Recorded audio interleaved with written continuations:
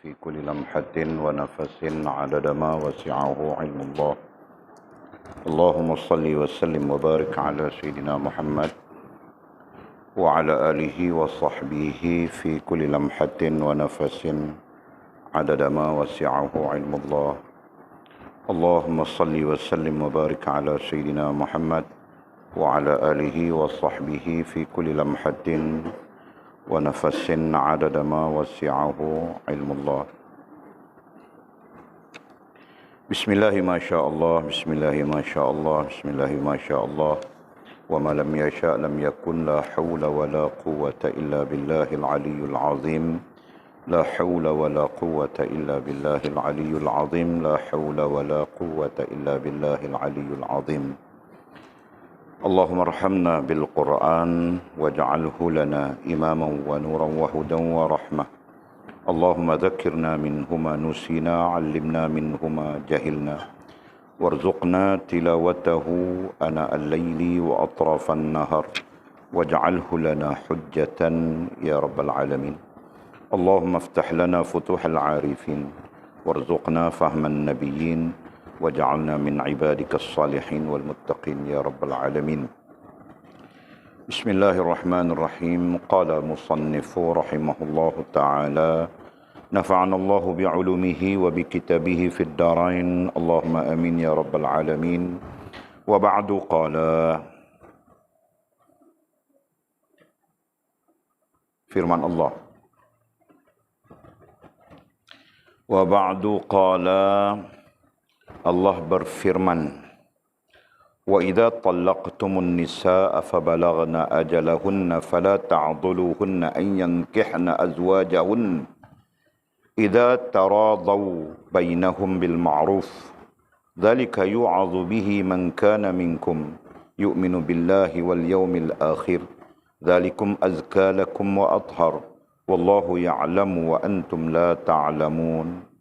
Ayat 232 surah 2. Apabila kamu mentalak istri-istrimu lalu habis iddahnya, maka janganlah kamu, yakni para wali, menghalangi mereka berkahwin lagi dengan bakal suaminya apabila telah terdapat kerelaan di antara mereka dengan cara yang ma'ruf. Itulah dinasihatkan kepada orang-orang yang beriman di antara kamu kepada Allah dan hari kemudian. Itu lebih baik bagimu dan lebih suci. Allah mengetahui sedang kamu tidak mengetahui. Allah hendak meninggikan, memuliakan dan membaikkan kamu. Mengapa pula kamu tidak mahu menerimanya? Mungkin kamu bertanya, mengapa pula si hamba yang sempurna itu diuji, padahal menurut kenyataan Tuhan, ujian itu ialah untuk pencinta, yakni kepada Allah. Tetapi orang-orang yang dikasihi Allah itu adalah orang-orang yang dicintainya. Jawab kami telah katakan aturannya dahulu.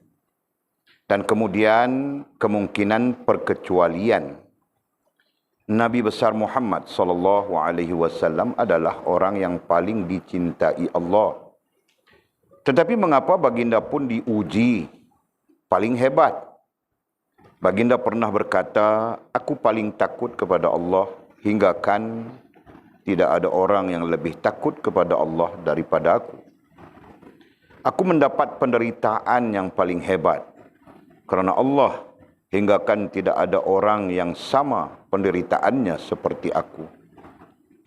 Pernah selama 30 hari dan malam aku tidak ada makanan walaupun sebanyak yang boleh disembunyikan, yang boleh disembunyi di bawah ketiak Bilal.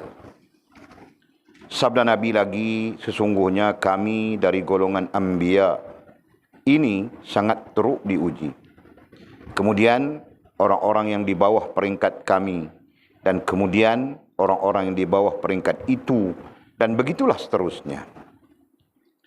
Lagi sabda baginda, akulah orang yang paling baik dalam pengetahuan Allah dan paling takut kepadanya daripada kamu sekalian.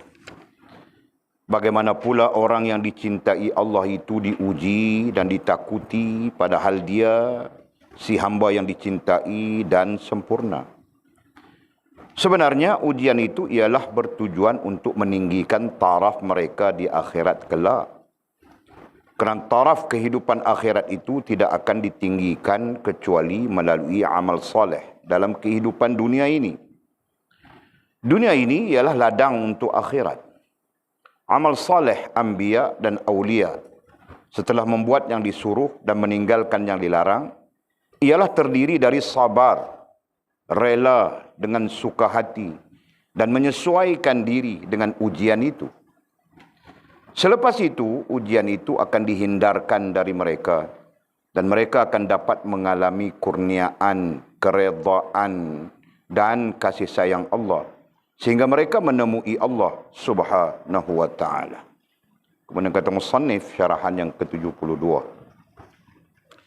Alhamdulillah, kita sambung lagi muzakarah kita, pengajian kita merujuk kepada masih di syarahan yang ke-71. Ya. Seperti biasa syarahan yang sedang kita bincangkan maupun yang sebelumnya. Bermula dari 57 ya sampai ke habis kitab kita. Nah, itu merupakan syarahan-syarahan pencerahan oleh Maulana Mursyid Abdul Qadir Jalani rahimahullah taala selaku musyrif, selaku musannif kepada kitab kita Fathul Ghaib. Nah, dia mau menerangkan ya, mau membincangkan apa-apa yang telah kita bincangkan pada fasa dasar dan pada fasa daras.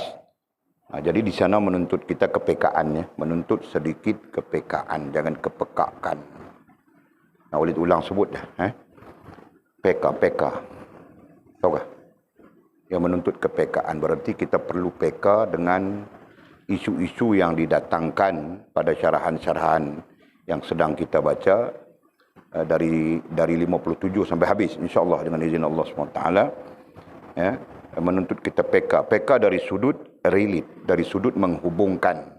Nah, ini tentang apa, ini tentang apa, ini tentang apa. Padahal semua yang kita bincangkan pada syarahan-syarahan dari 57 sampai akhir nantinya adalah yang telah dibincangkan. Ya? Nah, di sana menuntut kepekaan. Boleh ulang lagi sekali, jangan peka. Okey? Peka dengan makngot kurang lebih sama saja. Kan? Peka, makngot, pakngot. Nah, kurang lebih sama saja. Okey. Jadi jangan peka, artinya jangan makngot. Artinya jangan pakngot. Faham kah? Okey, alhamdulillah. Kalau begitu kita teruskan. Nah, kita terus kepada firman Allah Subhanahu wa taala yang kita bacakan tadi. Nah, ayat ini terkait dengan hukum nikah, terkait dengan hukum nikah ataupun disebut munakahat dalam rubuk fiqh. Dalam rubuk fiqh disebut munakahat. Ayat ini secara khusus ya. Tetapi penilaian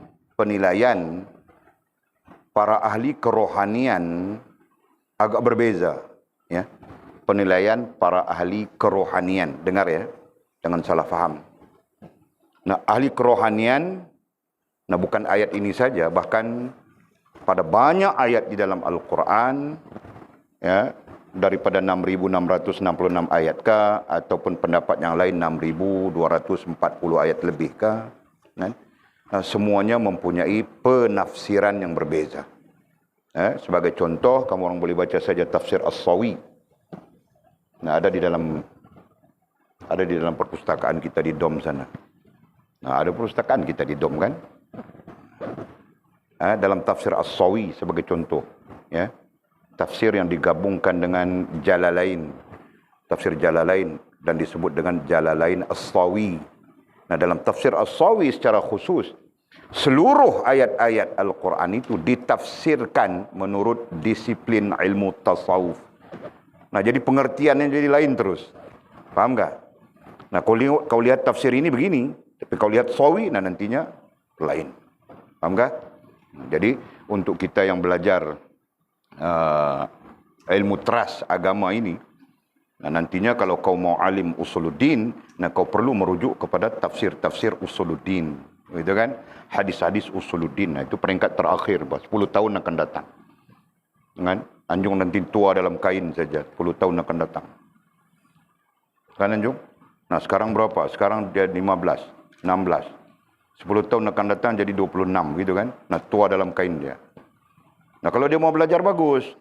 Kan? Nah, Mizi nampak macam tidak mau belajar lagi. Dia tergedik-gedik mau menikah sudah. Kan? Tergedik-gedik sudah kan? Gatal sudah, datang gatalnya. Ramnya. Gitu, kan? Jadi, itu boleh disebutkan tadi. Jadi kalau kamu orang mau belajar sampai, kecenderungannya adalah usuluddin. Belajar tafsir-tafsir usuluddin. Kemudian belajar hadis-hadis usuluddin. Nah, begitu baru boleh disebut sebagai alim, gitu kan? Belajar lagi khilaf usuluddin. Belajar lagi kritis usuluddin. Nah, begitu. Kan? Sama saja. Yang cenderung kepada fiqh misalnya. Nanti belajar tafsir-tafsir fiqh yang cenderung kepada fiqh. Belajar hadis-hadis yang cenderung kepada fiqh. Kemudian belajar maqasid dalam membangunkan fiqh, ya kan? Membangunkan hukum-hukum fiqh. Kemudian lihat lagi perbandingan para ulama, kritis, misalnya kan, baru betul. Sama saja dalam konteks ilmu tasawuf. Nah, kita nanti belajar tafsir yang cenderung kepada tasawuf, hadis-hadis yang cenderung kepada tasawuf. Kemudian kita melihat perbandingan. Kemudian kita melihat kritis, gitu kan? Nah, baru kita alim, ya. Kita mengetahui seluruh hal terkait dengan satu-satu disiplin ilmu. Faham tak? Nah, begitu caranya. Boleh Mimi? 10 tahun akan datang. Boleh. Nah, menikah di sini kan?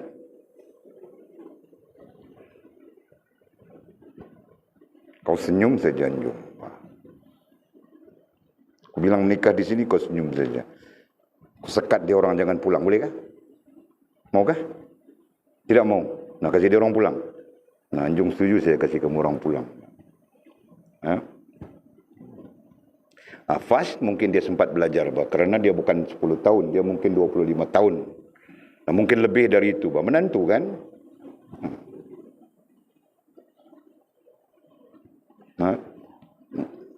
Itu jam tidak mau dengar lagi,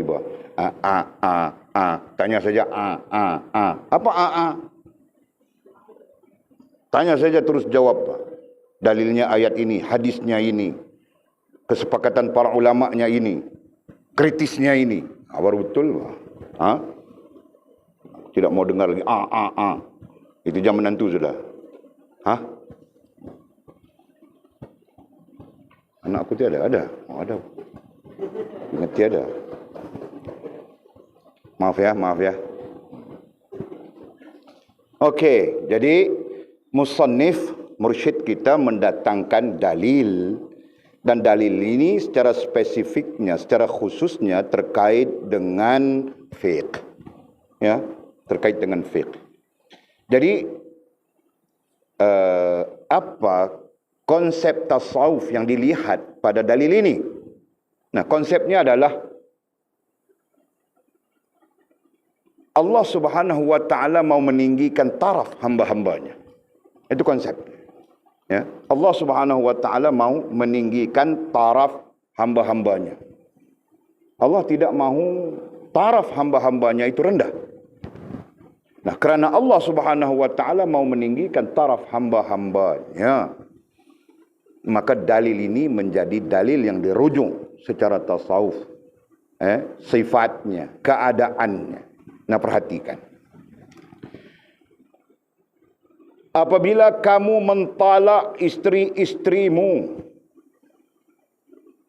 nah perhatikannya, istri yang ditalak, nah di sana ada kehinaan yang tersembunyi, faham kan?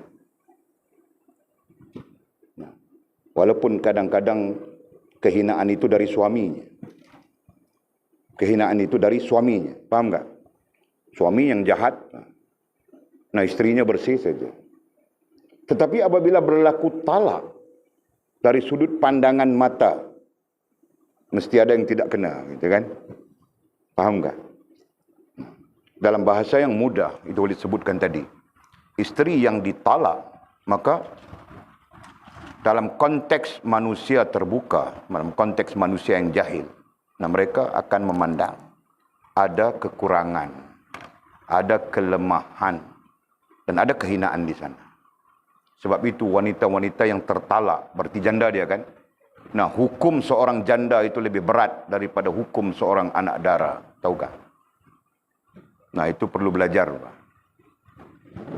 Nah, nanti kalau istri-istri kamu orang jadi janda, kau jangan gila talak. Tahukah? Satu. Dan nomor dua, kalau anak-anak menjadi janda, nah, itu yang penting bagi kita sebagai bapa nantinya. Ya, mengajar anak-anak itu syarat-syarat syariat yang perlu ada, perlu dibawanya ketika dia menjanda. Tahu tak? Kerana apa? Karena kehinaan dan kemudaratan lebih luas, lebih besar pada sisi seorang perempuan yang bergelar janda. Tahu tak? Boleh nampak tak ini? Nah, bangkil. Nah, di ujung sana ada janda seorang. Oh, iya kah? Iya kah? Jom. Nampak tak? Kan? Selalu begitu kan? Nah, sampai yang jadi lebay-lebay, yang serban-serban macam Walid pun, kalau sembang pasal janda saja, wah, semangat. Kau nampak kah itu? Pernah sedar kah keadaan itu? Ah? Nah, semua orang, tahu tak? Paham tak? Nah, perhatikan, wahai anak-anakku, fikir elok-elok. Maka sebab itulah kenapa baginda Nabi SAW melarang isteri meminta cerai daripada suami. Dan ini merupakan perkara yang sangat besar, tahukah? Apalagi kau mencari-cari jalan untuk bercerai. Nah, perempuan pun kadang-kadang dia mencari jalan juga untuk bercerai kan. Nah, melainkan ada darurahnya. Nah, dalam perkara hukum, nah itu sifat yang perlu diterima. Ada darurahnya. Ya, darurahnya kenapa? Suaminya penagih dada. Suaminya pukul-pukul macam bangkil, mengamuk saja kerjanya. Nah, misalnya kan begitu kan, padahal bangkil orang yang sabar. Gitu. Kan? Suaminya nah macam-macam ya, suaminya dalam keadaan-keadaan yang bercanggah dengan syariat Allah Subhanahu wa taala misalnya. Nah, itu adalah darurah. Ya. Dan ketika darurah itu berdiri, nah di sana ada rukhsah, ada keringanan. Ya, berarti perempuan boleh menuntut cerai dan sebagainya. Tetapi dalam keadaan-keadaan yang tidak bercanggah dengan syarak, nah sama sekali perempuan, isteri tidak boleh menuntut cerai. Kenapa? Nah, penceraian itu menyebabkan kehinaan kepadanya. Sedangkan kemuliaan bagi seorang wanita itu apabila berada di dalam ikatan pernikahan. Faham tak? Nah, maka sebab itu aku selalu tanya, mau menikah tak? Mau menikah tak? Sila selalu aku tanya, mau menikah tak? Nah, sekarang tidak mau sudah dia. Itu hari dia mau menikah saja. Ha? Fia mau pula? Mau aku kasih menikah. Kan? Bukan susah. Belakang sana Nepal ada, Bangladesh ada, belakang sana banyak. Ha? Sila mau? Nah, dua-dua orang aku kasih menikah. Bukan itu. Ya, okey. Okey. Mau anak Walid? Boleh bah? Yang mana kau mau? Yang baru pulang dari Indonesia tu kah? Yang mana? Kau cakap saja yang mana kau mau. Kutanyakan. Anak murid Walid. Mau anak murid Walid? Bah, kau pilih saja yang mana kau mau. Ha?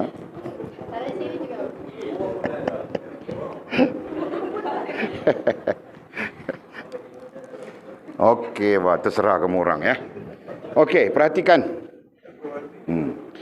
Apabila kamu di situ suami-suami ya, kamu mentalak istrimu. Nah, jadi berarti tertalak sudah istrinya. Nah, satu Walid sebut tadi tentang kedudukan seorang wanita setelah tertalak. Faham tak? Nah, okey. Lalu habis iddahnya. Nah, selepas dia ditalak, habis iddahnya. Jadi orang yang ditalak, iddahnya ada kan? 3 bulan 10 hari. Nanti belajar tentang itu. Ya. Supaya kita dapat menjaga syariat Allah Subhanahu wa taala. Sekarang kena talak pagi, petang dia bawa hero lain.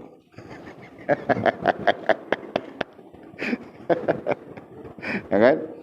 Nah, ini isu. Kebanyakan kes penceraian di Selangor, ya, di Selangor.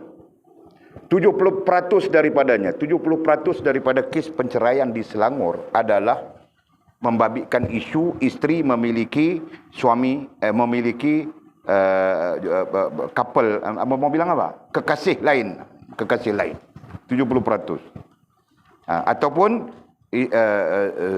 isteri menuntut cerai daripada suami kerana suaminya ada kekasih lain. Jadi kita tidak wajar untuk meletakkan suami ada kekasih lain maka isteri menuntut cerai, sebab suami mempunyai hak untuk menikah lain. Ada situ kan? Faham tak? Tapi isteri ada kekasih lain. Nah, ini sesuatu yang sangat unik, tahukah? Dan itulah yang sedang berlaku di Selangor, negeri yang paling tinggi kes penceraian. Nombor 2 Kelantan, nombor 3 Kedah.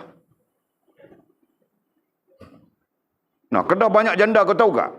Kasihan bangkil.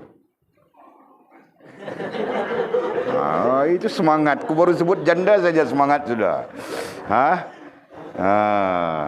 Jadi kalau seorang kita ambil 3, 4. Seorang 3, 4.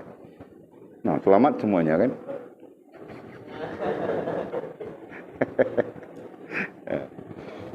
Okey. Nah, jadi isteri, apabila kamu mentalak isterimu lalu habis iddahnya, iddah adalah had suci daripada bekas suaminya. Nah, suci itu maksudnya suci rahimnya. Kalau nanti ada benih yang tersimpan, terjadi anak dan sebagainya, nah itu masih lagi diitlakkan kepada suaminya. Gitu kan? Nah, selepas daripada 3 bulan 10 hari, nah nanti tiba-tiba mengandung dia. Nah, itu tidak dapat diitlakkan kepada bekas suaminya. Faham tak? Nah, untuk menjaga had itu, maka adanya iddah. Hikmah kepada iddah. Ni Walid bercakap tentang fiqh, ya. Sedikit sebanyak tentang munakahat. Itu tujuan iddahnya. Faham tak? Nah, bagaimana pula dengan seorang perempuan yang ditalak, 2 hari kemudian dia ada lelaki lain, berkepit saja. Ini isunya. Dan itu adalah bahagian daripada kehinaan bagi seorang wanita.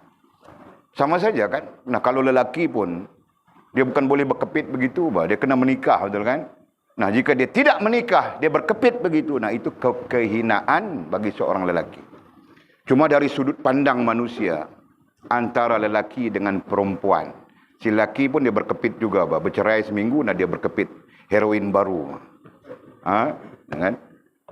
Perempuan pun bekas istrinya pun dah bercerai, jadi janda dia. Seminggu kemudian dia pun berkepit juga. Antara dua ini siapa yang lebih hina pada pandangan mata masyarakat? Nah, kamu orang faham itu? Faham tak? Nah, itu sebabnya kenapa Allah Subhanahu wa taala bercakap tentang hal ini. Jelaskah? Nah, di zaman Rasulullah SAW, wujud sudah yang menjanda itu kurung diri dia dalam rumah. Sebahagiannya 40 hari, sebahagian 60 hari.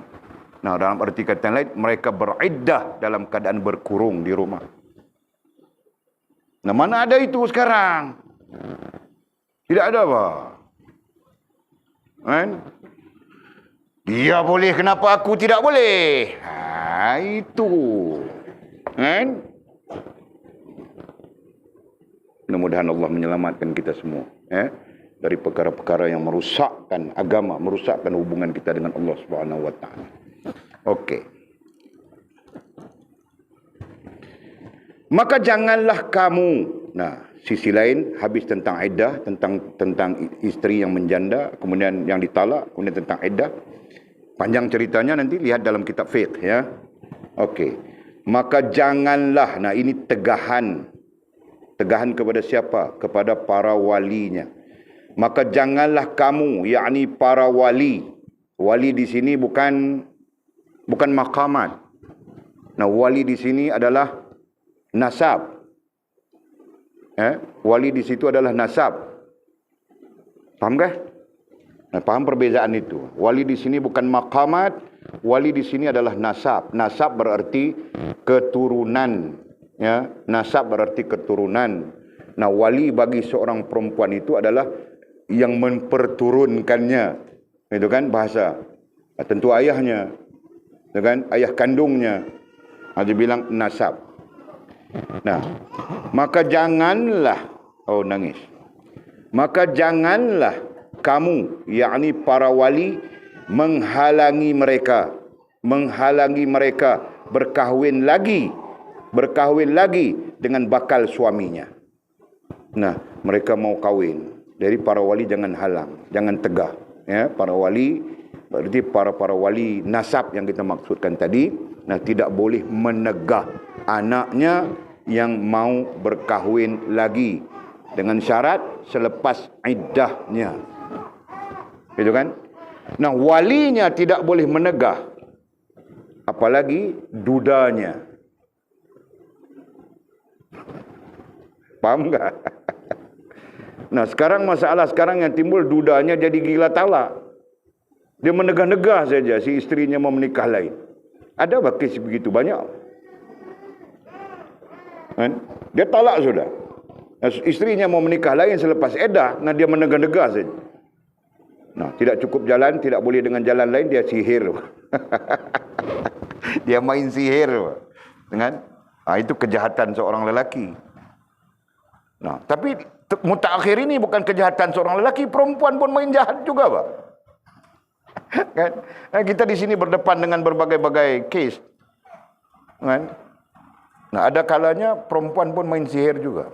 Nah, anak saudara Walid tu, kan, yang bertunang dia dengan seorang lelaki.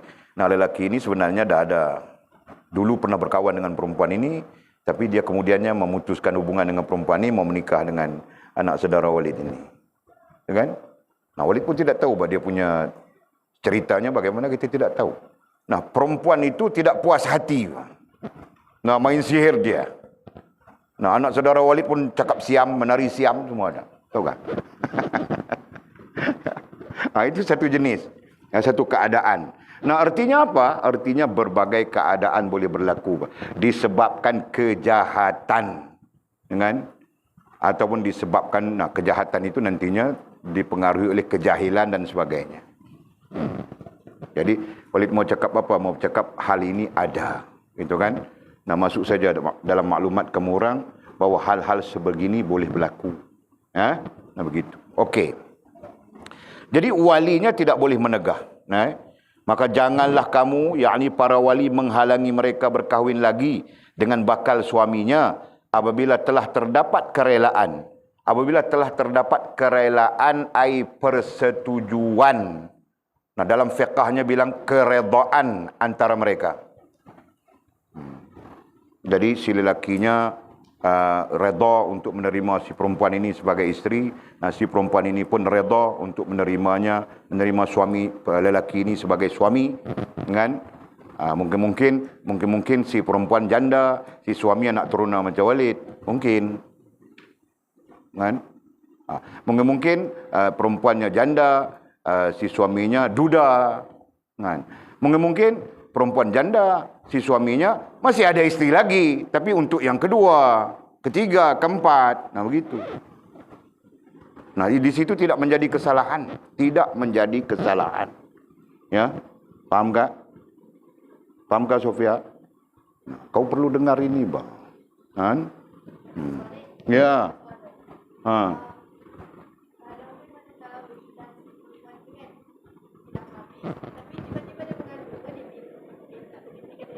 Ya, dia masih dibentikan kepada suaminya yang menceraikan, yang mentalakkan dia itu. Selama mana dalam edah 3 bulan 10 hari itu. Yes, kalau sudah habis edah berarti dia habis edah 3 bulan 10 hari. Katakan ujung bulan yang keempat, katakan begitu. Nah, tiba-tiba ada lagi. Nah, di sana ada permasalahan lain yang perlu diukur. Faham tak? Nah, jadi semasa edahnya bersih dia. Bulan pertama bersih, bulan kedua bersih. Ya, bulan ketiga bersih. Nah, tambahan 10 hari lagi untuk bersihnya itu. Selepas 3 bulan tiba-tiba dia mengandung.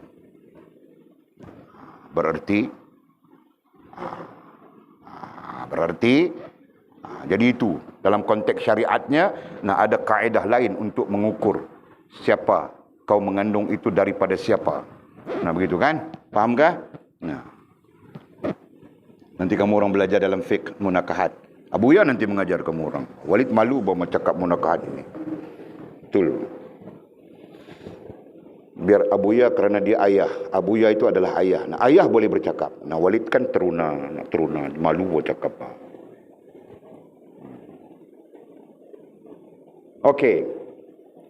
Apabila telah terdapat kerelaan, yang boleh sebut sudah tadi ya, kerelaan itu ai persetujuan, ai keredaan. Para ulama, para fuqaha lebih menggunakan istilah keredaan bainahuma. Keredaan antara keduanya. Jadi bermaksud suami meredai, si lelaki meredai wanita itu, perempuan itu untuk menjadi isterinya. Nah, si isteri meredai lelaki itu untuk menjadi suaminya. Ya. Okey. Kerelaan di antara mereka dengan cara yang ma'ruf. Nah, itu khitabnya. Dengan cara yang ma'ruf. Nah, apa maksud cara yang ma'ruf? Sepakat para fuqaha ya, khususnya cara yang ma'ruf itu adalah tidak bertentangan dengan syariat Allah Subhanahu wa taala. Nah, itu cara yang ma'ruf. Cara ma'ruf, ma'ruf artinya baik. Ma'ruf artinya baik. Apa maksud cara yang baik? Nah, cara yang baik itu selama mana tidak bertentangan dengan syariat Allah Subhanahu wa taala. Nah, itu cara yang baik. Nah, jika bertentangan dengan syariat Allah Subhanahu wa taala, maka selamanya tidak baik. Nah, itu fahaman yang perlu ada pada kita. Jadi, usung-usung dulu, menarik-menarik malam, nah itu semua cara yang tidak ma'ruf, cara yang tidak baik. Siapapun kita. Kan? Nah, aku ustaz boleh tak? Nah, ustaz lagi tidak boleh, betul tak? Nah, jadi tuntutannya adalah cara yang ma'ruf. Tidak kira siapapun kita, ya, mesti dengan cara yang ma'ruf. Cara yang ma'ruf adalah cara yang menepati syarak. Begitu kan? Nah, kau meminang dulu. Kan? Meminang macam mana? Pantun-pantun saja, Pak. Tanam pinang rapat-rapat agar puyuh tidak berlari. Jika ku pinangmu tidak dapat, kau tunggu saja ku bawa lari. Kan? Boleh gatul begitu? Itu pantun saja yang boleh, buat tidak boleh. Mana boleh buat betul-betul, Pak? Tidak ma'ruf lagi sudah. Begitu kan? Nah, nanti dia balas pantun kau. Kau jawab balik. Lepas itu pantun balik, jawab balik, pantun balik, jawab balik, 3 hari 3 malam. Nah, orang Melaka pantun-pantun kan? Orang Melaka kan? Orang Melaka kan? Orang Melaka pantun-pantun. Kau tidak boleh jawab pantun, nah, nasi pun kau tidak boleh makan.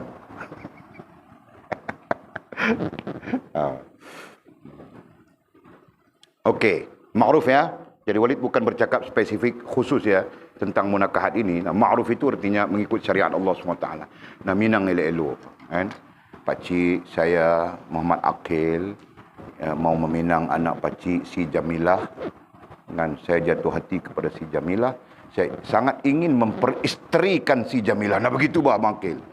Kan? Nah, kalau lagi bagus, saya ingin menjadikan dia permaisuri hidup saya. Oh, begitu. Kan? Tak boleh macam tu. Itu adat lah. Itu adat kita lah. Itu adat kita lah. Itu adat. Nah, adat ni boleh dipakai selama mana tidak bercanggah dengan syariat. Nah, saya dalam hal ini saya bercanggah dengan adat banyaklah. Kan, saya pergi minta sendiri macam tu je. Kan, termasuklah ni permaisuri saya ni. Kan.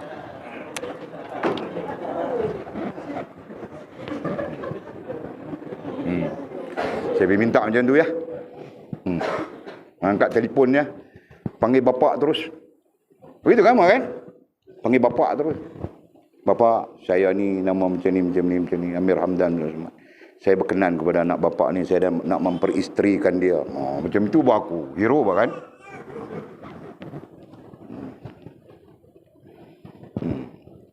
Kau belajar Jul. Kau senyum-senyum saja, aku tahu bah kau tu.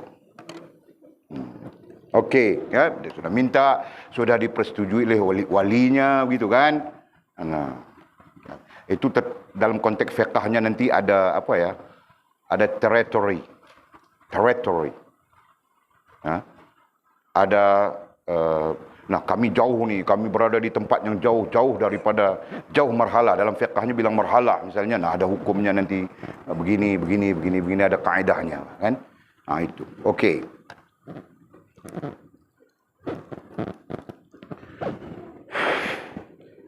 Jangan tidak ma'ruf ya.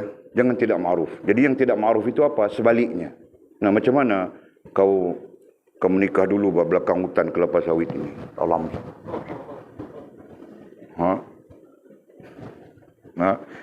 Ataupun dalam kebun pisang kan? Belakang rumah. Macam-macam boleh jadi kan?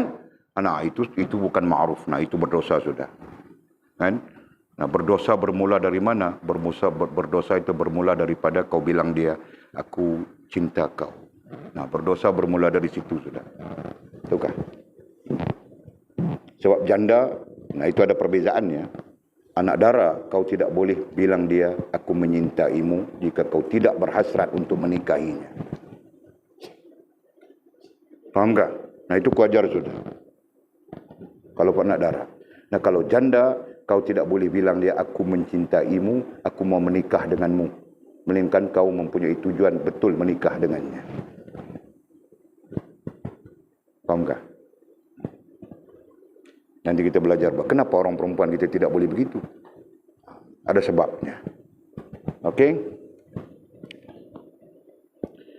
Nah, itulah dinasihatkan kepada orang yang beriman di antara kamu kepada Allah dan hari kemudian. Nah, itu merupakan bahagian daripada nasihat, bahagian daripada ajaran Allah SWT, bahagian daripada syariat Allah SWT kepada orang-orang yang beriman di antara kamu kepada Allah dan hari kemudian.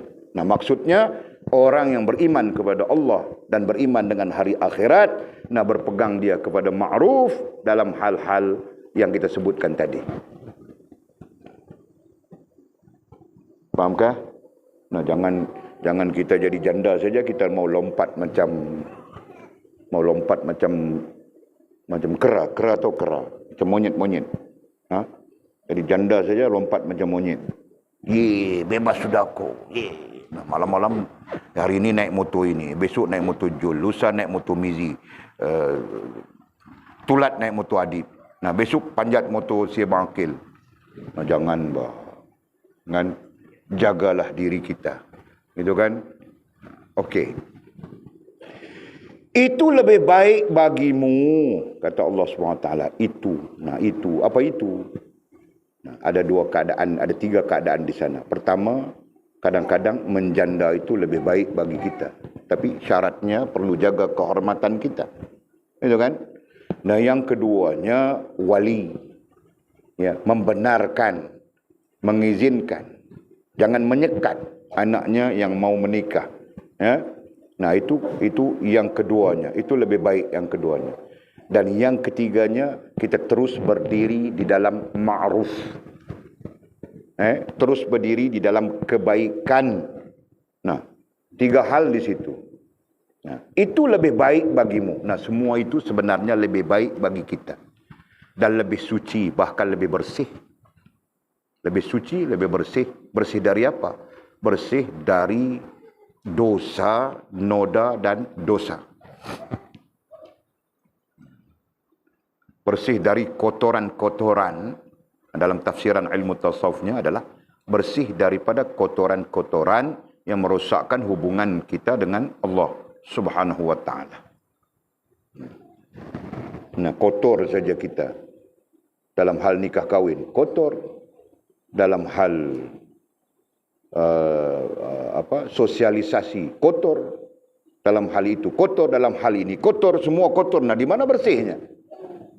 Nah, kemudian kita mau Allah Subhanahu wa taala memperkenankan apa yang kita hajati. Nah, mana mungkin gitu?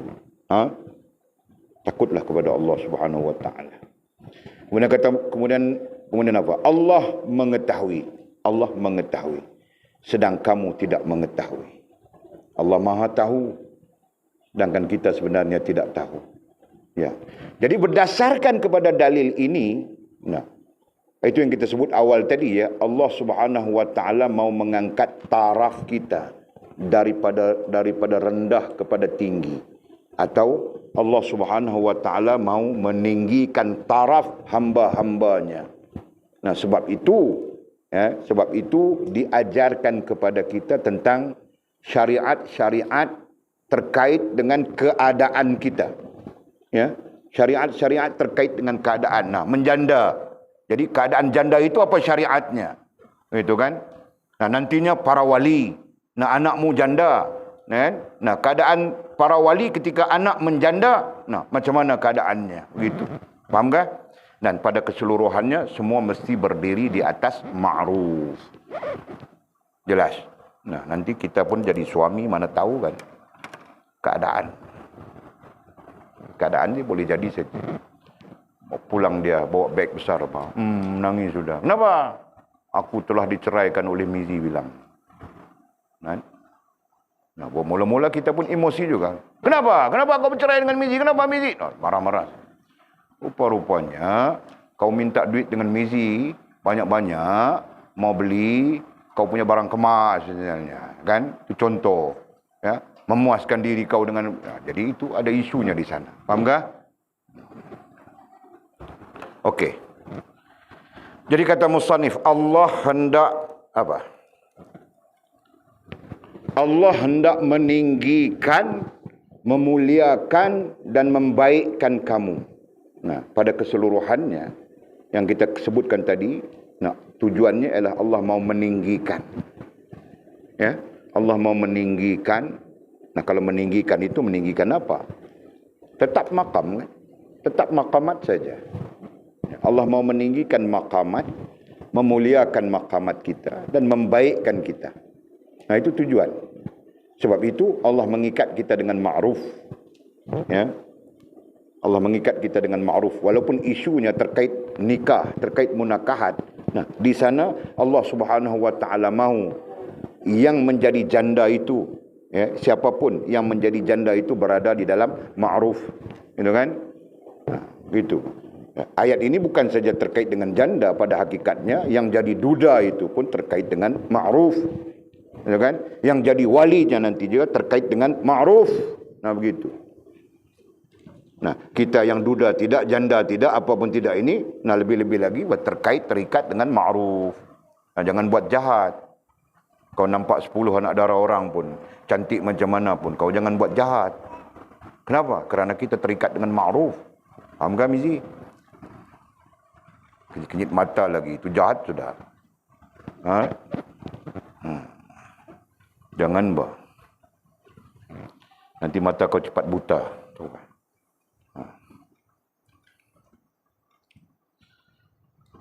Mengapa pula kamu tidak mahu menerimanya? Nah, jadi secara dasar Allah mau meninggikan kita, memuliakan kita, membaikkan kita. Maka Allah mengikat kita dengan syariatnya. Ya. Yang ma'ruf itu adalah syariat Allah SWT. Allah mengikat kita dengan syariatnya. Jadi tujuan syariat Allah Subhanahu wa taala kepada kita apapun ya, kerana kita ada syariat yang terkait dengan iman, kita ada syariat terkait dengan Islam, termasuk munakahatnya, kita ada syariat terkait dengan ihsan, terkait dengan adab-adabnya, gitu kan? Nah, apapun syariat Allah Subhanahu wa taala yang dikurniakan, yang diberikan, yang diikatkan ke atas kita, semuanya bertujuan untuk meninggikan kita, memuliakan kita, membaikkan kita. Mengapa pula kamu tidak mau menerimanya? Ya kan? Ayat ini, perkataan ini, teks ini terkait dengan firman Allah dalam Quran. A'udzubillahi minasyaitonirrajim. Kaifa takfuruna billah kaifa takfuruna billah wa kuntum amwatan fa ahyaakum thumma yumitukum thumma yuhyikum thumma ilaihi turja'un. Nah, perkataan penting terkait dengan hal yang kita sebutkan di sini adalah kaifa takfuruna billah. Mu'jam Quran ayat berapa tu? Surah Baqarah ayat 28. Masya Allah. Itu bagus sudah sila. Walid sangat suka begitu. Bagus pak. Nah kalau Walid ilmunya 50%, kau ilmunya 70 ke 100%. Nah begitu pak. Kan? Jangan Walid 50, kau 10 saja. Nah, sekarang kau 70 sudah itu. Jadi surah Baqarah ayat berapa sila? Ayat 28. Cek betulkah? Mu'jam Quran. Betul. Nah, alhamdulillah betul. Nah, Walid mau begitu, Fad. Mau begitu, bah. Okey, surah Baqarah ayat 28. Kaifa takfuruna billah? Kenapa kamu wahai manusia kufur kepada Allah? Kufur dengan makna engkar. Engkar dengan makna bermaksiat. Bermaksiat dengan makna bercanggah dengan syariat Allah Subhanahu wa taala. Bercanggah dengan syariat iman, bercanggah dengan syariat Islam, bercanggah dengan syariat ihsan. Kenapa wahai manusia? Nah, Allah tanya kita. Tidak sedarkah kamu? Wa kuntum amwata. Tidak sedarkah kamu datangmu daripada mati? No. Kan? Itu ayatnya kalau orang simbang itu ayat itu dahsyat, keras itu kan. Kau tidak sedarkah? Aku hari-hari bagi kau makan. Seolah-olahnya begitu kan. Allah, ya Allah. Wa kuntum amwata, sedangkan kamu datang daripada mati. Summa ahyakum, kemudian kami menghidupkan kamu. Summa yumitukum, kemudian kami akan mematikan kamu. Summa yumitukum, ya itu. Kan? Kemudian kami akan mematikan kamu. Summa yuhyikum, dan kami akan menghidupkan kamu, yakni di hari akhirat kelak.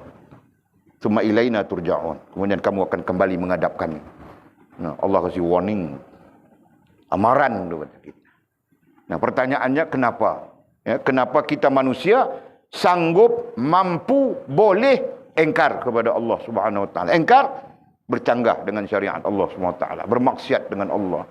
Bermaksiat kepada Allah, bukan dengan Allah, kepada Allah Subhanahu wa taala. Nah, itulah mengapa pula kamu tidak mau menerimanya? Tidak mau menerimanya itu bermaksud bermaksiat, bermaksud bercanggah dengan Allah Subhanahu wa taala. Padahal Allah Subhanahu wa taala mau meninggikan, memuliakan, membaikkan kita. Nah, sebab itu kita katakan seluruh syariat Allah Subhanahu wa taala bertujuan membaikkan kita. Ya kan?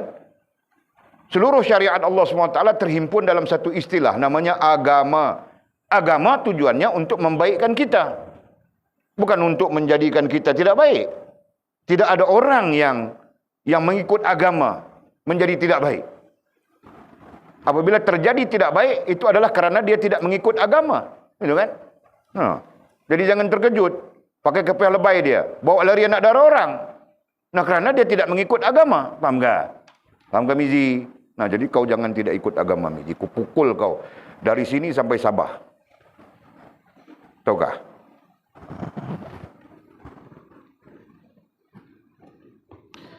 Mungkin kamu bertanya, nah datang isu lain sekarang. Mungkin kamu bertanya, artinya mungkin nantinya ada pertanyaan dalam akal kita kah? Dalam hati kita kah? Atau dalam komunikasi kita dengan orang lain kah? Nah, timbul pertanyaan. Mengapa pula si hamba yang sempurna? Mengapa pula? Nah, bagaimana keadaan mengapa pula si hamba yang sempurna? Sempurna hubungannya dengan Allah SWT. Sempurna hubungannya dengan Allah SWT. Nah, di sana kita jelas sudah. Kita belajar sudah ya. Ada hamba yang tidak ada hubungan dengan Allah. Ada hamba yang separuh-separuh hubungannya dengan Allah. Manakala ada hamba yang sempurna hubungannya dengan Allah Subhanahu wa taala. Ya. Cuma Walid belum menceritakan, belum mengajar kamu orang macam mana bentuk hamba yang separuh-separuh hubungan dengan Allah Subhanahu wa taala. Nah, itu Walid belum ceritakan kepada kamu orang, nah. Tapi dalilnya ada itu, ya. dalil daripada Al-Quran sendiri tentang ada hamba-hamba Allah Subhanahu wa taala yang separuh-separuh amalan, separuh-separuh taat ini, ya, separuh taat, separuh maksiat. Jadi secara umumnya boleh sebut sudah. Okey, nanti kita spesifikasikan dia. Okey. Jadi mengapa mungkin kamu bertanya, tertanya, mengapa pula si hamba yang sempurna hubungannya dengan Allah Subhanahu wa taala itu diuji? Ya. Padahal menurut kenyataan Tuhan, Tuhan di situ ialah Allah Subhanahu wa taala. Tuhan bagi kita adalah Allah Subhanahu wa taala.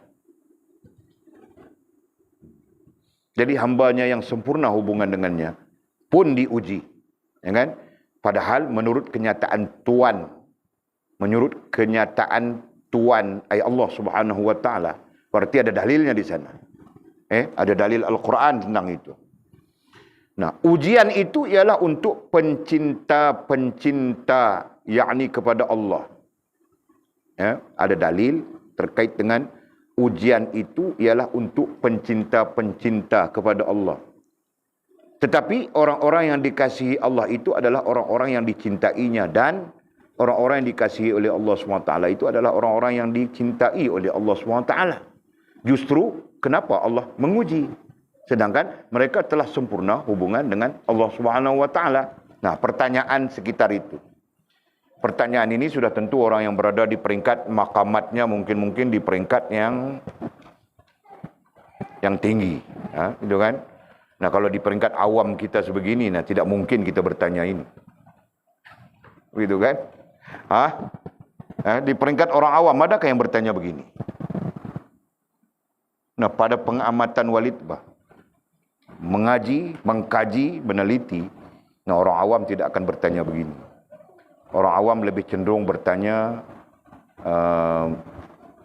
apa doa yang belum dimakbulkan, apa hajat yang belum dimakbulkan, kan? Hajat untuk menikah belum dimakbulkan, itu contohnya. Maka dia akan apa? Fokus kepada menikah saja.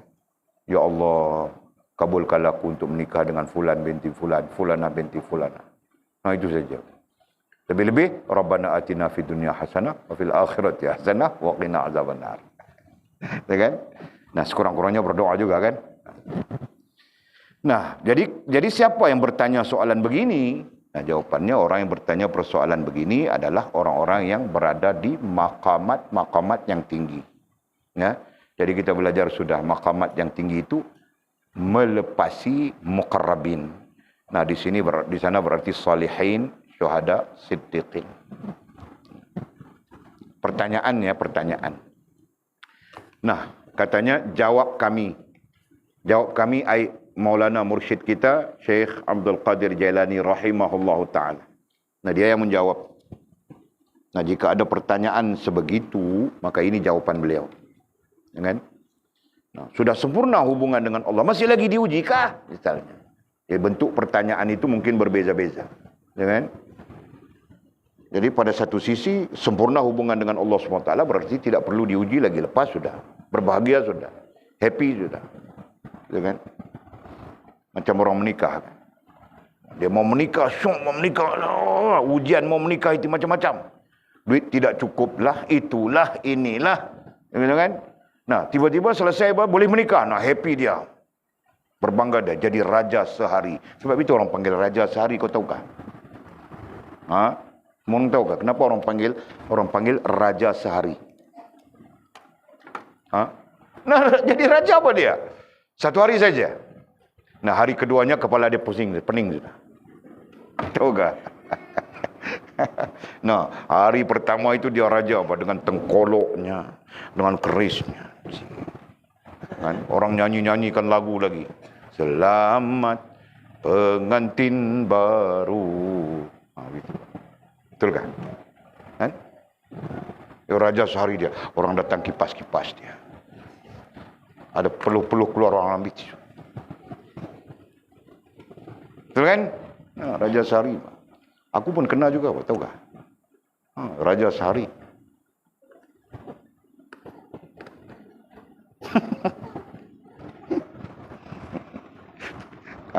Dia jadi raja, tahu tak? Nah, untuk hari itu kau pun tidak fikir apa, kau syok saja kan. Syok orang buat begitu, makan pun spesial, kau tahu tak? Nah, kau punya makan itu orang lain makan kawak dalam kawah saja. Jangan kau punya itu masak khas. Nah, begitu. Hari raja sehari. Nah, hari kedua kau tidak raja lagi. Kan? Bermulalah episod pening kepala. Kan? Hari selanjutnya sebulan berganti hari, berganti minggu, berganti bulan, berganti bulan, berganti bulan. Nah, mula kau pening kepala sudah. Bil air, bil api, bil itu, bil ini, telefon kau itu ini. Mula kau pening. Kan? Mau bayar kereta, mau bayar motor, bedak bini kau lagi, kau mula pening. Tengah-tengah kau tiada duit, dia minta abang. Minta 300, minta 400. Nah, kan? Nah, tengah-tengah begitu, mengandung pula dia lagi. Meragam mau makan rusa. Kau jangan main-main, Mizi. Orang perempuan. Dia meragam mau makan rusa. Bang, rasa mau makan daging rusa. Nah, tapi rusa tidak apa kan? Kau beli saja daging rusa. Tapi kalau dia meragam mau makan kura, macam mana? Kau mau buat? Bang, apa? Mengidam mau makan kura.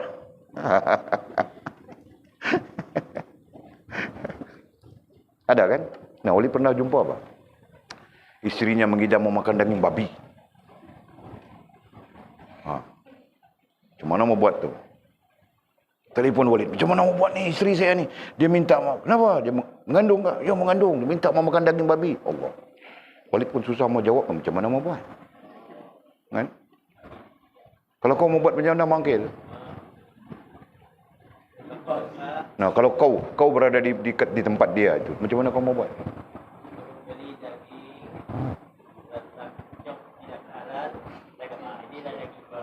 Astagfirullahaladzim, kau buat naya. Jangan begitu, wah. Kan? Nah, yang penting Walid kasih tahu kamu orang ada isu-isu seperti itu ada, tahu tak? Nah, jadi jangan terkejut. Nah, bini Walid, Umi itu mau makan ubat nyamuk. Nah, Walid bawa lari ubat nyamuk. Ubat nyamuk yang lengkar-lengkar itu kan. Mamamu dia tidak mau makan ubat nyamuk, dia makan buyat. Jadi Walid beli baselori buyat bagi dia makan. Iya kah? Tiada kah? Oh, tiada. Silap. Yang lain. Jadi itu keadaan ya, itu keadaan. Okey. Jadi jawab kami Maulana Mursyid, Syekh kita, katanya, kami telah katakan aturannya dahulu. Nah, berarti dia mengajar kita sudah sebelum-sebelumnya. Ya kan? Nah, sebab itu Walid bilang tadi, kepekaan itu perlu. Nah, kalau Walid tanya kamu orang, kami telah katakan aturannya dahulu. Berarti mursyid kita, Maulana Mursyid kita sudah mengajar kita pada syarahan-syarahan sebelumnya. Nah, pertanyaan Walid, syarahan mana? Nampak tak di situ kepekaan sangat penting?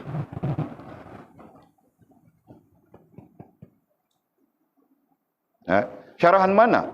Dia mengajar kita tentang ujian, taraf.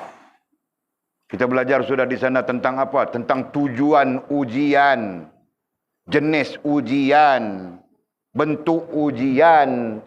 Nah, syarahan ke berapa? 50, 60 berapa? Lupa sudah.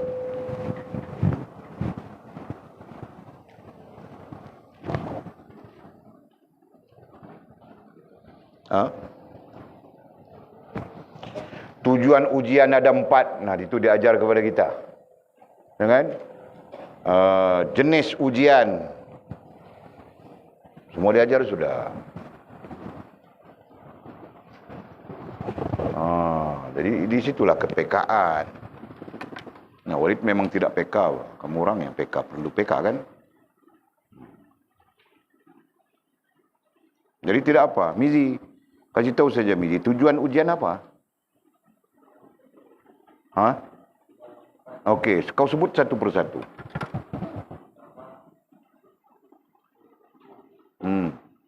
Tujuan ujian yang pertama menghukum. Nah, kenapa menghukum? Nah, kerana kita berdosa. Nah, salah kita banyak, dosa kita banyak, macam-macam dosa. Kan? Nah, kalau dulu-dulu boleh tidak tahu bah, dosa menarik malam-malam dengan EX5. Pusing keke. Nah, itu dosa dulu-dulu. Pusing kundasang. Kundasang apa? Tempat kau nama apa? Hah? Turun keke juga. Nah, dosa itu, dosa ini, macam-macam dosa. Nah, datang tinggal di pondok ini, dosa dengan guru. Janji mau datang petang kerja, tidak datang. Kan? Berdosa dengan guru. Itu kau Mizi kan? Tiada janji. Dia bilang tiada janji tu. Tiada janji kah kita? Memang tiada janji. Rasa macam ada janji saja. Petang kita sambung. Ada kan? Dia bilang dia tidak dengar janji. Okeylah, tak apalah. Okey, itu contoh. Jadi kata musannif, kata mursyid kita belum habis soalan tadi kan? Nah, baru satu. Nah, yang kedua. Yang kedua sila. Apa tujuan ujian yang kedua? Nah, membersihkan rohaniah. Ya, membersihkan rohaniah kita. Nah, rohaniah itu artinya akal kita, artinya hati kita. Nah, jadi antara tujuan ujian Allah Subhanahu wa taala kepada hamba-hambanya yaitu kita membersihkan rohaniah, berarti membersihkan akal, membersihkan hati kita. Yang pertama tadi menghukum kita kerana berdosa. Nah, itu. Nah, yang ketiga menaikkan taraf. Nah, menaikkan taraf kita daripada cap ayam kepada cap gajah. Contoh, gitu kan? Menaikkan kita dari hina kepada mulia. Gitu kan? Nah, jika tidak kita hina saja. Dihina oleh para malaikat kerana kita tidak taat dan patuh kepada Allah. Bukan malaikat saja, Pak. Nasi pun hina kita. Nasi, tahu tak? Nah, mau makan nasi saja, celaka, mau mampus, tidak. Ada maki kita. Hanya saja Allah Subhanahu wa taala Allah Subhanahu wa taala menutup hijabnya itu kan. Nah, kita tidak dengar makhluk Allah yang lain memaki kita. Nah, pada hakikatnya hamba-hamba yang tidak taat dan tidak patuh kepada Allah, bermaksiat kepada Allah Subhanahu wa taala. Nah, dicerca oleh makhluk-makhluk Allah Subhanahu wa taala yang taat dan patuh kepadanya. Tahu tak? Subhanallah. Nah, yang keempat kasih kau Mimi.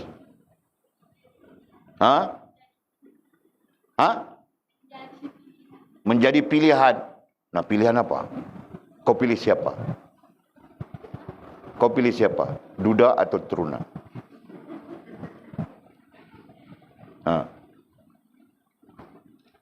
Menjadi pilihan. Nah, kasih penerangan sikit pilihan apa? Jadi pilihan Allah untuk apa?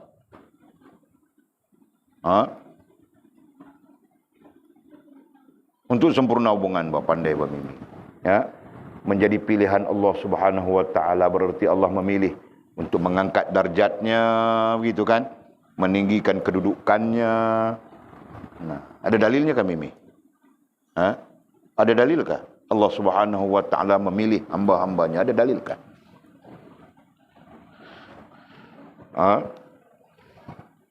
Ada dalil? Nah, kau pandai cakap saja bid'ah kau taukah? Jika tidak ada dalil bid'ah. Ada dalilnya? Nah, apa dalilnya?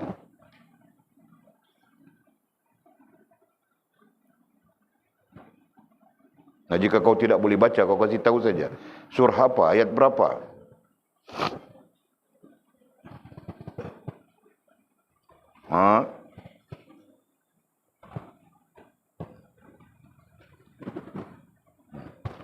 Dalil yang menjadi dalil bagi menunjukkan bahawa Allah memilih untuk memuliakan atau menghinakan.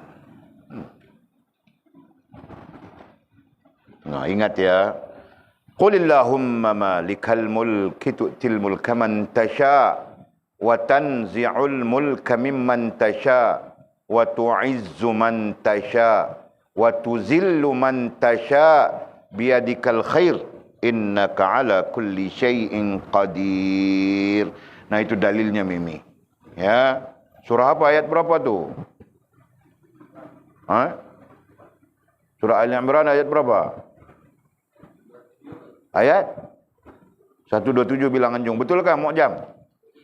27. Nah, anjung bilang 127. Confident saja.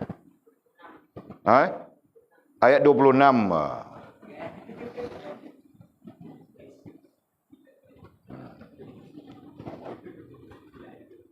Okey. Jadi kata musannif, kata mursyid kita, kami telah katakan aturannya dahulu. Berarti dia telah mengajar kita pada carahan-carahan yang menuntut kepekaan kita. Nah, serupanya kita masih tidak peka. Gitu kan? Nah, nanti cek lah. Dhabit di sana. Ya. Nanti cek dhabit di sana yang beliau musannif kita telah mengajar kita pada syarahan berapa dhabit di situ. Sebagai rujukan. Ya. Okey. Dan kemudian kemungkinan perkecualian katanya. Nah, mungkin ada kecuali. Maksud kecuali di situ tidak seperti yang kita sebutkan. Tidak seperti yang dia telah sebutkan kepada kita. Ya, dalam arti kata yang lain, mungkin Allah Subhanahu wa taala akan terus menguji sampai di hari akhirat kelak nantinya, mungkin begitu, ya. Kerana kita belajar sudah sampai di satu peringkat, nah Allah Subhanahu wa taala akan bebaskan kita daripada apapun yang menjadi kesulitan kepada kita, gitu kan? Nah, itu di antaranya. Peringkat apa? Peringkat sempurna hubungan dengan Allah Subhanahu wa taala. Nah, itu kita belajar sudah. Nah, sekarang dalam konsep aturan yang telah diajarkan kepada kita, mungkin ada perkecualian. Maksudnya di sini adalah, ya, hamba yang sempurna hubungan dengan Allah SWT sepatutnya dia berbahagia saja, tetapi mungkin juga dia tidak diberikan kebahagiaan. Maksudnya begitu. Boleh faham tak? Ya, boleh faham tak? Kita belajar sudah betul. PK ya, bahawa hamba yang sempurna hubungan dengan Allah SWT akan diberikan kebahagiaan. Betul? Belajar sudah kan? Jadi apa mungkin, ya, atau mungkin disebut di sini kan, dan kemudian kemungkinan perkecualian. Nah, mungkin hamba Allah yang sempurna hubungan dengan Allah tetapi tidak diberikan kebahagiaan. Itu kemungkinannya. Paham tak? Berdasarkan kepada hal-hal tertentu yang Allah SWT saja maha tahu. Ya. Ya, kalau pandangan kita sempurna sudah hubungan dengan Allah SWT, berarti berbahagia saja kan. Nah, tapi kita belajar malam ini, mungkin ada juga sempurna hubungan dengan Allah SWT, tetapi masih menderita. Faham kan? Okey. Nabi besar Muhammad SAW, nah baginda Nabi kita SAW, adalah orang yang paling dicintai Allah. Nah, jadi musannif mendatangkan baginda Nabi kita SAW sendiri sebagai referensinya, sebagai rujukan. Jadi kita merujuk kepada baginda Nabi. Nah, kenapa? Nabi besar Muhammad SAW adalah orang yang paling dicintai Allah. Tidak ada hamba di atas muka bumi ini sampai kepada akhirat nantinya yang dicintai oleh Allah Subhanahu wa taala dengan sebenar-benar cinta melainkan baginda Nabi kita sallallahu alaihi wasallam. Nah, kita belajar sudah ya, makna hub itu ada 4. Nah, jangan lupa. Suka, sayang, kasih, cinta. Kepada baginda Nabi sallallahu alaihi wasallam, nah kita mengistilahkan Allah menyintainya. Ya. Nah, kalau kepada kita, di peringkat kita, mungkin Allah menyukai kita saja. Mungkin, kan? Nah, jika tidak sampai Allah menyukai kita, bermakna Allah pandang kita pun tidak. Boleh faham kah? Nah, itu yang kita takut. Itu yang kita bimbang. Ya. Bimbang Allah tidak memandang kita pun, apalagi mau menyukai. Nah, jauh bagi kita dengan cinta Allah Subhanahu wa taala. Astaghfirullahalazim, la haula wala quwwata illa billah. Jadi Nabi kita Muhammad sallallahu alaihi wasallam adalah hamba yang paling dicintai Allah. Ini berdasarkan kepada Al-Quran, berdasarkan kepada hadis sendiri. Al-Quran menyatakan, "Qul in kuntum tuhibbunallah fattabi'uni yuhibbukum." Katakanlah wahai Muhammad kepada umatmu, jika mereka mau menyintai Allah, ikutlah kamu. Nah, ini berarti Nabi menyintai Allah. Karena itu Allah menyuruh kita mengikut Nabi. Betul? Nah, begitu. Nabi mencintai Allah dan Allah mencintai Nabi. Ya. Jadi katanya Nabi besar Muhammad sallallahu alaihi wasallam adalah orang yang paling dicintai Allah. Tetapi mengapa baginda pun diuji paling hebat? Nah, orang yang dicintai oleh Allah pun diuji oleh Allah Subhanahu wa taala dengan ujian yang paling hebat. Nah, sampai-sampai Nabi sallallahu alaihi wasallam itu menderita saja dia. Pada pandangan kita, ya. Pada pandangan kita, dan Nabi kita, baginda Nabi kita sallallahu alaihi wasallam menderita dia. Menderita dalam menyampaikan risalah agama Allah Subhanahu wa taala. Ya kan? Pernah diracun. Dituduh oleh orang-orang Syiah bahwa yang meracun baginda Nabi adalah istrinya sendiri. Padahal yang meracun baginda Nabi adalah Yahudi. Orang-orang Yahudi. Ya kan? Hebat baginda Nabi SAW, diuji dengan hebat. Baginda pernah berkata, baginda Nabi SAW pernah berkata, aku paling takut kepada Allah, hingga kan tidak ada orang yang lebih takut kepada Allah daripada aku. Nabi bilang, Nabi SAW menyatakan, dialah manusia yang paling takut kepada Allah. Ya, betul. Ya. Bagaimanapun kita berfikir, ya, kita akan melihat bahwa benar Nabi SAW adalah orang yang paling takut kepada Allah. Kenapa? Karena dia adalah orang yang mengenali Allah Subhanahu wa taala, memahami Allah Subhanahu wa taala. Ya, kita memahami, kita mengenali daripada sumber beliau. Gitu kan? Nah, kita mengenali Allah, mengetahui Allah, ya, belajar tentang Allah daripada sumber beliau sendiri, sumber baginda Nabi SAW. Nah, di sana menunjukkan bahwa beliau lebih mengenali daripada kita, umat-umatnya. Gitu kan? Jadi katanya, aku paling takut kepada Allah. Dialah yang paling takut kepada Allah. Kenapa? Karena beliau kenal Allah. Beliau ma'rifah kepada Allah Subhanahu wa ta'ala.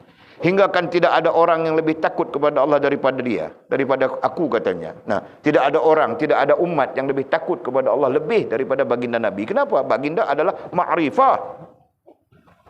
Baginda ma'rifah kepada Allah SWT. Sedangkan kita, kita tidak tentu hala kan. Ma'rifah kan? Nah, mau ma'rifah macam mana kita? Kan? Asyik berbohong-bohong saja. Mau ma'rifah apa? Kemudian katanya, aku mendapat penderitaan yang paling hebat, katanya. Ini lanjutan daripada hadis Nabi. Nah, aku mendapat penderitaan yang paling hebat kerana Allah. Hingga kan tidak ada orang yang sama penderitaannya seperti aku. Ya. Sehingga kan tidak ada orang. Nah, orang di situ ai umat. Orang di situ ai umat. Nah, tidak ada umat daripada umat baginda Nabi SAW yang akan menderita seperti menderitanya baginda Nabi SAW. Nah, kerana itu baginda Nabi kita Muhammad SAW diletakkan di dalam senarai ulul azmi. Ya, pernah dengar ke? Ya, orang yang belajar pernah dengar, yang tidak belajar sampai mati pun dia tidak tahu. Ya. Jadi orang yang belajar, orang yang kenal agamanya, nah, akan mengenali bahawa baginda Nabi kita Muhammad SAW adalah ulul azmi. Ya. Syukur pada Allah kerana kita belajar, tahu kita. Okey. Aku mendapat penderitaan yang paling hebat kerana Allah, hingga tidak ada orang yang sama penderitaannya seperti aku. Nah, baginda Nabi tersenarai di dalam nabi-nabi ulul azmi. Nabi-nabi ulul azmi itu adalah nabi-nabi yang ditakdirkan oleh Allah Subhanahu wa taala menderita sepanjang sejarah hidup mereka dalam menyampaikan risalah agama Allah Subhanahu wa taala. Jadi ada enam orang nabi yang bergelar ulul azmi, termasuk baginda Nabi kita Muhammad sallallahu alaihi wasallam. Betulkah? 5 aja. 5. 5. Okey. Nah, sebut mu'jam kita 5 tu. Nah, Walid tak ingat. Jadi Walid tanya hamba. Nabi Ibrahim AS lagi. Nabi Musa AS lagi.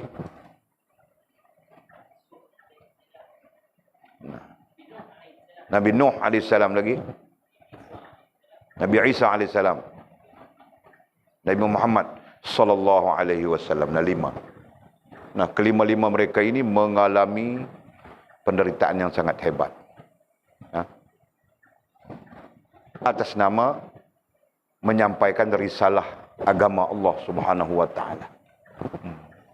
Jadi kalau kita merujuk kepada baginda Nabi kita Muhammad sallallahu alaihi wasallam, nah penderitaan Nabi kita itulah yang menyebabkan akhirnya kita mendapat risalah agama. Jika tidak, nah Mizi mungkin kau agama lain, Walid agama lain.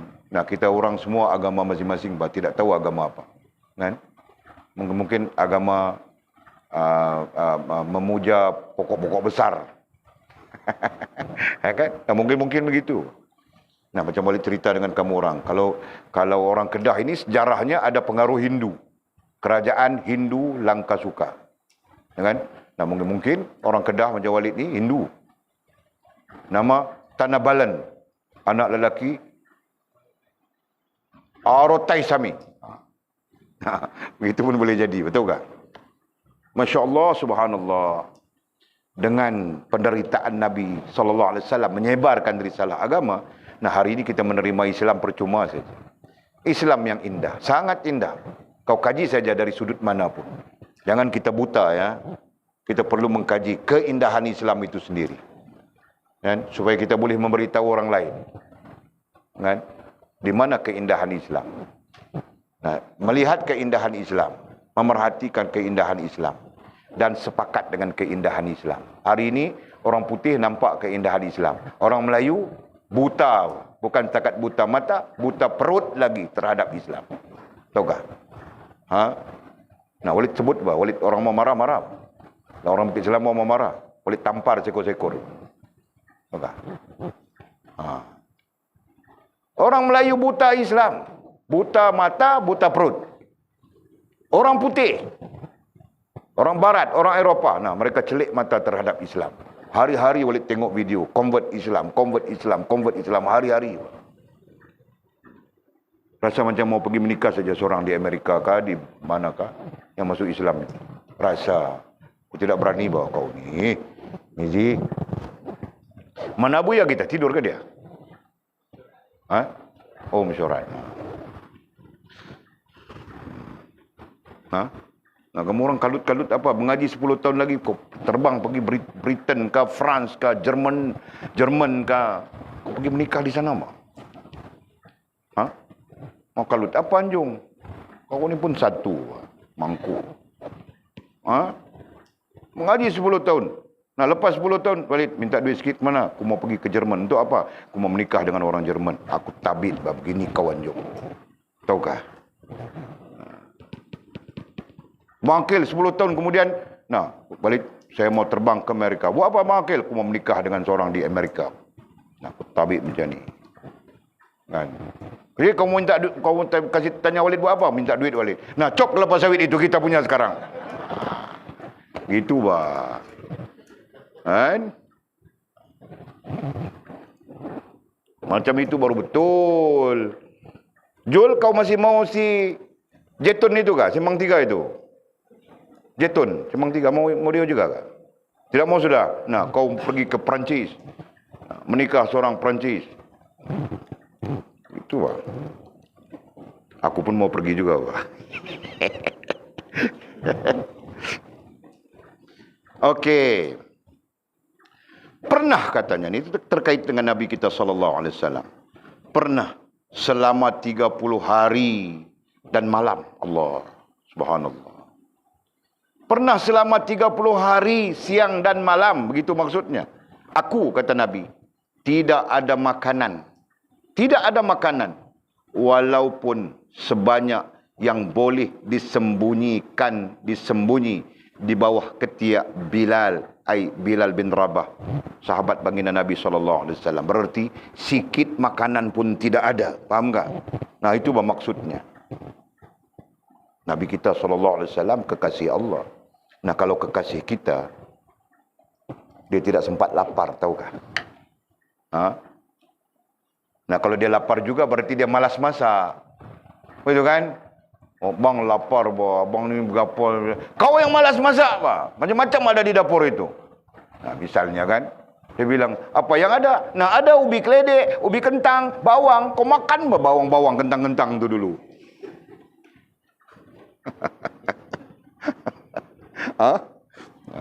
Nah, tiada apa bawang kentang. Maggi ada Maggi. Kalau Maggi, biskut ada biskut. Masih ada itu ini, wah, kan? Ini Nabi kita SAW, apa pun tidak ada untuk dimakan. Ya. 30 hari, 30 malam. Allah subhanallah. Ya. Sebab itulah sahabat-sahabat yang mengikuti baginda Nabi sangat cinta kepada agama. Sangat cinta kepada agama. Menjaga mereka syariat Allah Subhanahu Wa Taala betul-betul. Nah, kita yang dapat Islam percuma. Nah, sampai-sampai nanti ta'rifnya Islam baka. Bukan Islam syariat. Islam baka saja. Baka. Tahukah baka? Nah, turun kita Islam. Syariatnya tiada. Sama macam Hindu saja. Sama macam Buddha saja. Sama macam Kristian saja. Nah, syariatnya tidak ada. Nah, itu bukan Islam. Bukan Islam. Kalau namanya Islam, bukan tentu Islam. Belum tentu Islam. Dari segi syariat Allah Subhanahu Wa Taala. Faham tak? Mudah-mudahan Allah pelihara kita. Allah, ya Allah. Uish. Masya Allah. Sabda Nabi lagi. Nah, lihat lagi satu hadis. 2 hadis lagi. Sabda Nabi lagi. Sesungguhnya kami dari golongan Anbiya ini sangat teruk diuji. Nah, hadis ini terkait dengan apa tadi? Ulul azmi. Hadis ini terkait dengan ulul azmi. Ya. Sabda Nabi lagi, sesungguhnya kami dari golongan Anbiya ini sangat teruk diuji. Kemudian orang-orang yang di bawah peringkat kami. Dan kemudian orang-orang yang di bawah peringkat itu. Dan begitulah seterusnya. Nah, hadis ini juga disepakati oleh para ulama dalam disiplin ilmu tasawuf sebagai hadis maqamat. Hadis yang menunjukkan maqamat. Ya? Nah, itu. Jadi, orang yang paling teruk diuji adalah Anbiya. Nah, kemudian orang yang di bawah peringkat kami adalah siddiqin, syuhada, salihin, dan kemudian di bawah mereka itu muqarrabin, muhafizin, tawabin, awam. Nah, itu maksudnya. Dan begitulah seterusnya. Nah, itu. Lagi sabda baginda. Nah, kemudian kita susulkan lagi satu sabda baginda. Akulah orang yang paling baik dalam pengetahuan Allah. Berarti akulah orang yang paling tahu tentang Allah. Pengetahuan ai tahu. Nah, Nabi bersabda, akulah orang yang paling baik dalam pengetahuan ai tahu tentang Allah. Dan paling takut kepadanya. Nah, justru itu Nabi paling takut kepada Allah Subhanahu Wa Taala daripada kamu sekalian, daripada kita. Nah, kita hampir-hampir saja tidak tahu takut kepada Allah, ya. Bahkan boleh dikatakan tidak takut. Nah, kita langgar saja syariat Allah Subhanahu Wa Taala tanpa ada rasa apapun. Gitu kan? Nah, hari ini orang langgar syariat Allah tanpa ada rasa. Tidak salat pun tidak ada rasa apa. Buat maksiat pun tidak ada rasa apa. Na'udzubillah. Mudah-mudahan Allah Subhanahu Wa Taala memelihara kita daripada hal-hal yang merosakkan hubungan kita dengan Allah Subhanahu Wa Taala. Daripada hidup kita di dunia sampai kita kembali kepada Allah Subhanahu Wa Taala. Amin ya rabbal alamin. Ya, kita berhenti di situ, kemudian kata musannif wallahu a'lam.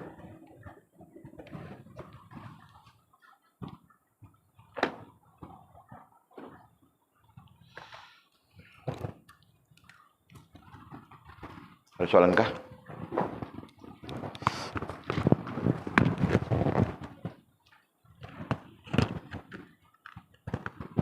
Ya ada. Tak dengar kuat sikit. Ada pendapat sebenarnya. Okey, tak apa. Tak ada hal lah. Kita tahu 5 pun tak apa. Kalau kita tahu 6 pun tak apa. Kan? Itu adalah perbezaan pendapat. Tapi yang disepakati oleh para ulama sama ada 5 atau 6 itulah. Itu saja. Okey, kalau tak ada persoalan, ada persoalan lagi? Ada? Tak ada. Okey, kalau tak ada persoalan, kita lepas sembahyang tahlil, bawa tahlil kan? Nah. Dan ni akan siapa bawa imam bawa tahlil sana. Tahlil untuk sahabat kita ni. Mereka bawa jamuan untuk kita makan dan tahlil arwah. Nah. Kita boleh tahlil arwah bagi nama dekat mereka sekali lagi. Nah. Mudah-mudahan kita sebut nama-nama ni. Mudah-mudahan Allah bagi rahmat kepada mereka, keampunan kepada mereka yang telah pulang terlebih dahulu mungkin. Ya. Dan meletakkan mereka di dalam golongan-golongan orang yang dimuliakan oleh Allah SWT di dunia dan di akhirat. Nah. Tolong bawa tahlil kepada mereka. Dan lepas tu mereka bawa jamuan makan, kita makanlah. Nah. Malam ni kebetulan tak berapa ramai. Memadailah insyaAllah. Nah. Okey.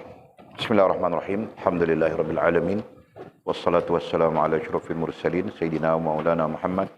Wa ala alihi wa sahbihi ajma'in. Allahumma aftah lana futuhal arifin. Warzuqna fahman nabiyyin. Waj'alna min ibadikas salihin. Allahumma hdina siratikal mustaqim. Siratal ladhina na'amallah.